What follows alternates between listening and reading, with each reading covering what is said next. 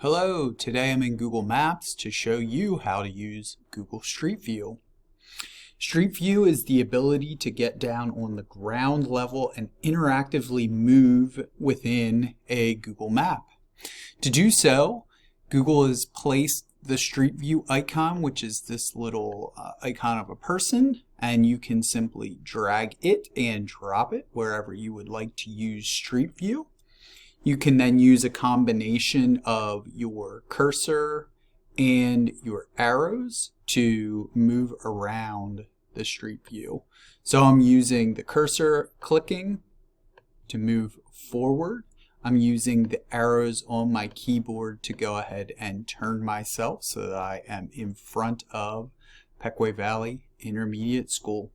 When I want to exit Street View, I can simply use the back arrow here in the top left to exit and come back to the regular map view. That's been a brief overview of how you can use Google Street View. Thanks for watching.